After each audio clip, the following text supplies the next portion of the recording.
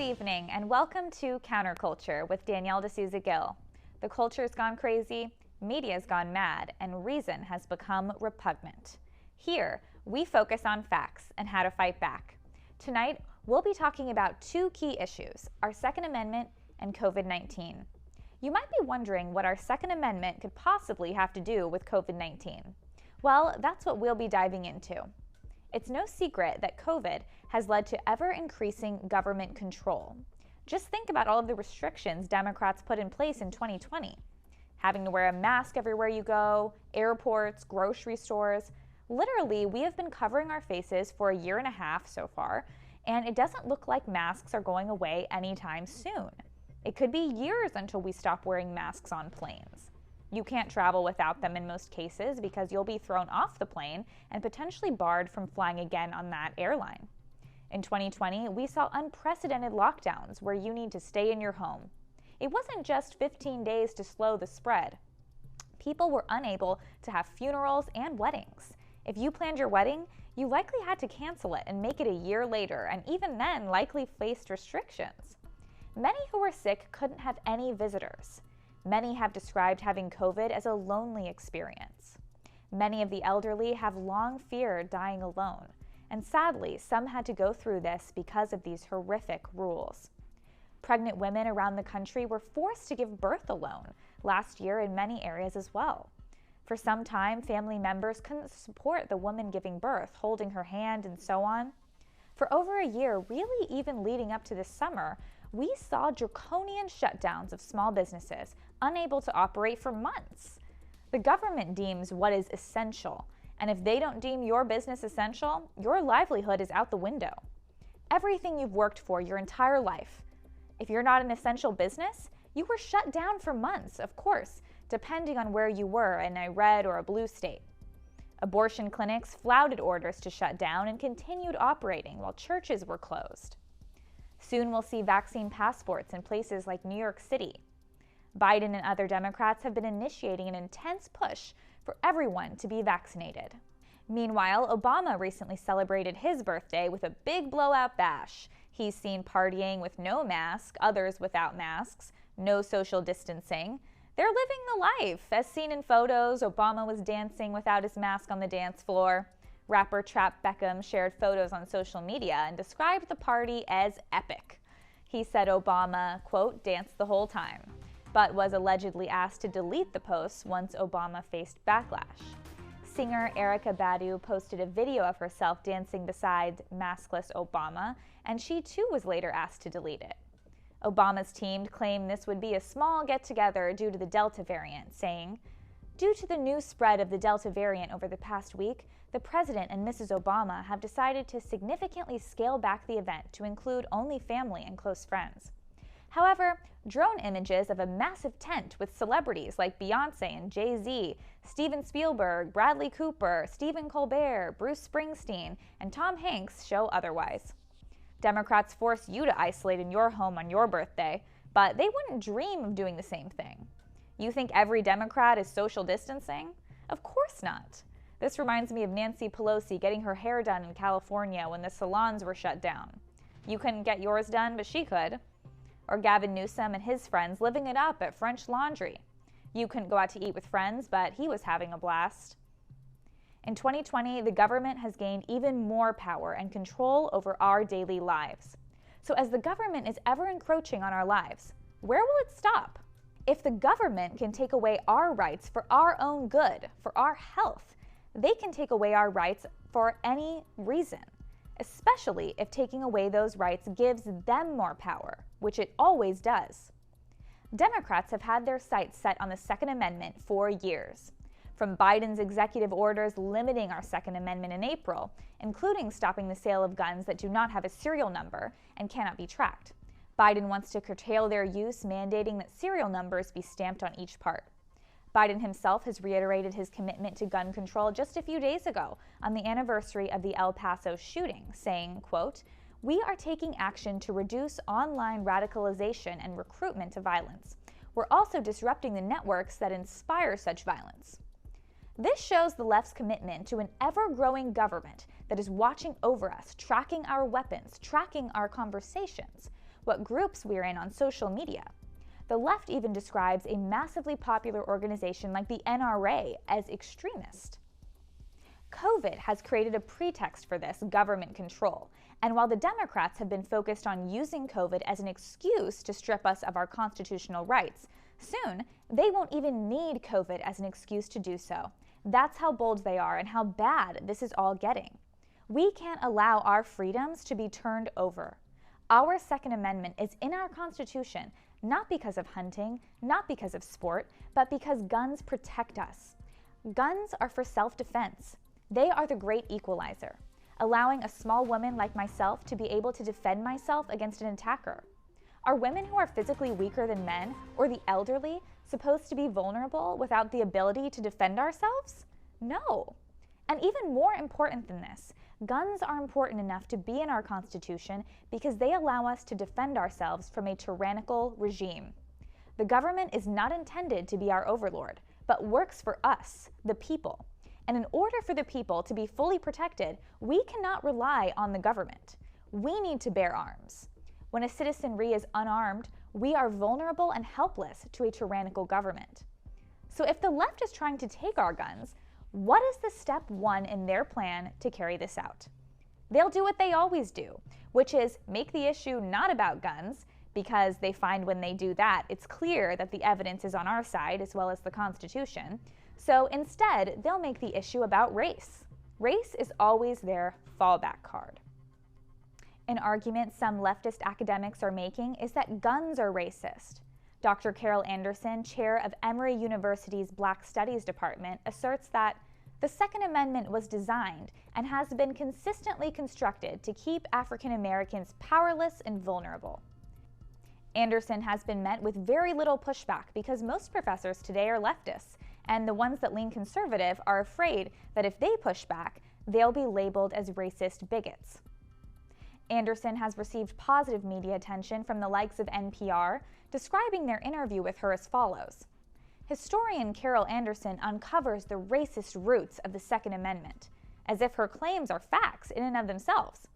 It's clear that NPR is her mouthpiece. Anderson and others argue that the Second Amendment was only put in place out of fear of slave rebellions. Their argument is that the only need for a weapon would be to control your slave. However, this is entirely false, considering the northern states did not have slaves, and so this was clearly not about that for them. They saw that there was a danger of tyranny. As a former colony of Britain, we were quite aware of the need to protect ourselves. The Pennsylvania Constitution preceded the Constitution and included, quote, the right to bear arms. What are the reasons given? For the defense of themselves, number 1. For the defense of their own state, or the United States, number 2. For the purpose of killing game, number 3. New Hampshire, New York, Rhode Island, and other states had similar precursors to the Second Amendment. In Federalist number 46, James Madison explains that this is part of what makes America great, describing the advantage of being armed, which the Americans possess over the people of almost every other nation. So when the left claims that other countries in Europe or Australia have gun control, therefore we should, James Madison would say that's not a reason to have gun control at all. We are the country that has unique freedoms and shouldn't be more like these surrounding countries. The ironic reality is that far from guns being racist, gun control is actually racist. After the Civil War, many gun restrictions were passed in Democrat-controlled areas in order to keep blacks from defending themselves. Guns allow any vulnerable person to protect themselves. The Democrats didn't like this at all then, and they certainly don't like this at all now. Democrats have always wanted blacks on their plantation. They've always wanted as many people as possible dependent on them, unable to fend for themselves. The Democrats ramping up their efforts to come after our guns is likely what's next. Holding people up in their homes, inducing fear, and turning people's sights to an invisible enemy is the perfect distraction from a physical, more apparent enemy, namely tyranny. Tyranny will long outlast any virus, and if we allow tyranny to take over, we can't turn back. It will be too late. I don't want that to happen. I can't imagine a world without America. America itself is almost becoming unrecognizable. That is, if you focus on the media, Hollywood, the political left. But if you look around and talk to your fellow neighbor, they're likely just as terrified as you are at the place our country is in right now. We've never experienced an America like this. According to Rasmussen, 60% of voters say America is more divided since Joe Biden took office. So much for his whole spiel on unity. Conservatives and all who care about freedom from government tyranny need to unite against this evil. That's the real unity we need. Our opposition so far has been way too passive. That's why I'm excited to welcome our guest today, who isn't afraid to be outspoken. We are joined by Republican Congresswoman Lauren Boebert. She's a fiery voice in Congress, standing up to the radical left, taking on the likes of AOC and others. She's a proud supporter of the Second Amendment. You've probably seen her carrying her Glock on her hip. Lauren, I am so excited to have you on. Thank you so much for making the time in your extremely busy schedule to join us. I want to start out by asking you to tell us a little bit about your background. I know you were born in Florida, but you grew up primarily in Colorado, and most of us know you for your Glock on your hip, but tell us more about yourself and kind of your growing up years. Sure. Well, first of all, Danielle, thank you so much for having me on your show. I am so excited for you and everything that you are doing to reach our young women in this nation. Thank you for being such a strong voice for them and exposing the truth about life and how to truly love the people around you, even if you don't agree with them. I think you are just such an inspiration. And so I'm very excited for your show and everything that you're doing, your book and all of that. So thanks so much, Danielle. Oh my gosh. Well, you're the inspiration. You're so amazing. Thank you. Thank you. You know, so many people say, well, there's nothing I can do. I'm only one person. What can I do? But I think we're kind of showing what one person can do. If you truly believe in something and believe in yourself and God, you can do anything. I get really excited when I have a plan that I know I can't do on my own, because I know God has to be involved and he's going to bring really amazing people to surround me to make sure we get that vision accomplished. And so anytime that there's something's just bigger than I could ever imagine on my own, it gets me excited because I know something great is about to happen, and thoughts are going to change, and we're going to influence a lot of people in the process. So it's been an exciting journey. And who would have thought it started being born in Orlando, Florida, and moving to Colorado at 4 years old. I've always had a draw to go back to Florida my entire childhood. I swore as soon as I was old enough to go back, that was home and that's where I would be. But as soon as I was old enough to make that decision, Colorado had very much become my home, and I can't ever see myself leaving this beautiful state. I was raised in a rough area of Denver in Colorado, and my mom was a Democrat. She just simply believed the lies that politicians told her. She believed that she could not be successful outside of government assistance. And so it left us impoverished. And it put me at 11 years old standing in line for bread and government cheese. And I knew then that that was not America's best. And so when we moved out to the western slope of Colorado, that's when things really began to change. It was no longer this cycle of poverty that we were stuck in, or this handout mentality that we had. We moved into a community, and the community members around us were so helpful. They didn't want to just tell us to go to the welfare office and get a handout. They were offering a hand up and a way out of that cycle of poverty. And that sense of community is something that politicians truly want to take away from us. They don't want you to look to your neighbor to see how to better yourself. They just want complete control, and they want to be your provider. They want to be your source, your everything. So you have to then, in exchange, give them your vote, give them your time, and your taxes too. So it was a completely different mindset moving out to the Western Colorado, where there was rugged individualism and people had independent thought.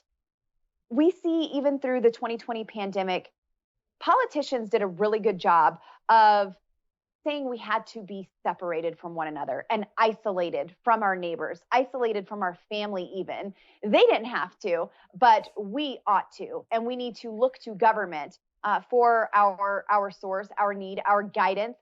What steps, what actions are we going to take next? And so many people sat back waiting for Dr. Fauci's advice and wouldn't go and visit their loved ones or even go to work because of politicians and their recommendations. That's so crazy. It really is. And, even the church has been removed from that community aspect of helping one another. Government wants to be that welfare nanny state source. And it's difficult to even go to the church for a potluck. There's so many regulations that have been put on community assistance. And we really need to get back to that. Instead of looking to someone in Washington, D.C. to solve our problems, we have our neighbors right here at home.